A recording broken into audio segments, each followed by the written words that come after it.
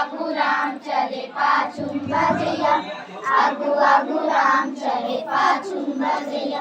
तीन पत्री चढ़ाए गौरी करे रावणवासी, तीन पत्री चढ़ाए गौरी करे रावणवासी।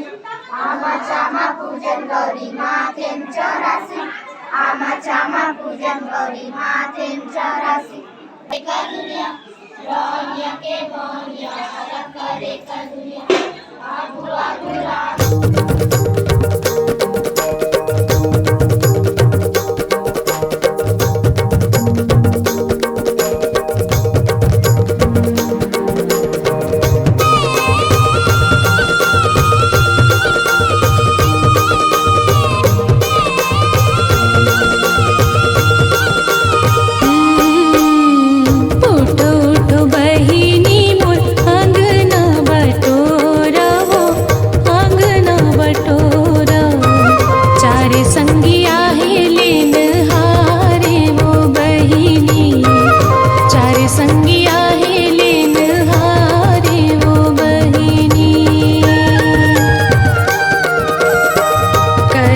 सिंगारो भैया रिग बिग सिग बिग वो रिग बिग सिग बिग बहिनी सिंगारो। संगवारियों गौरी गौराला ठंडा करे बर ले जाया जाते बाजा बाजा दे भी मोर आवाज कम आ तो आप मला गौरी गौरा को है गांव भाई बना ठंडा करे बर ले जाते रहने के बहिनी सिंगारो भैया गोमची भरन के।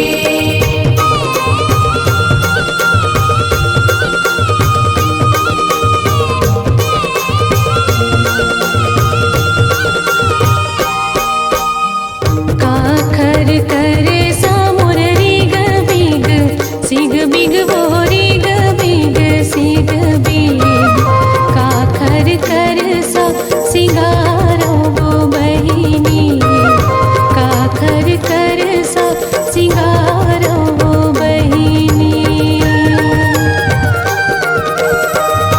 ईसा के करे सामुर रिग बिग सिग बिग वो रिग बिग सिग बिग गौरी के करे सा सिंगारो वो बहिनी, गौरी के करे सा सिंगारो वो बहिनी।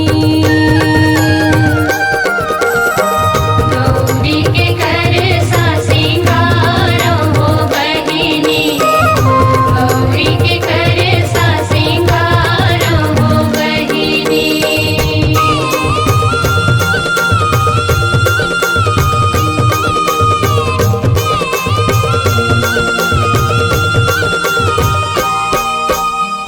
भाई वाली बहिनी हसत करसा बोही थे, हसत करसा बोही थे।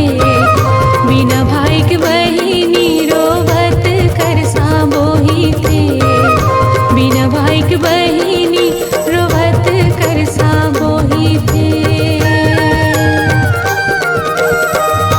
आज के दिन बहिनी भाई मोर रही तिस वो भाई मोर रही तिस करसा बोहे बन लेवा के मोला लान तिस, करसा बोहे बन लेवा के मोला लान तिस।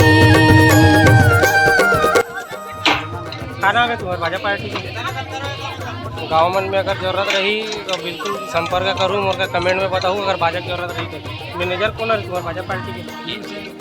खिल्लू से कौन है तुम्हारे है अध्यक्ष संचालक कौन है? मैनेजर संचालक के नाम है खिल्लू से।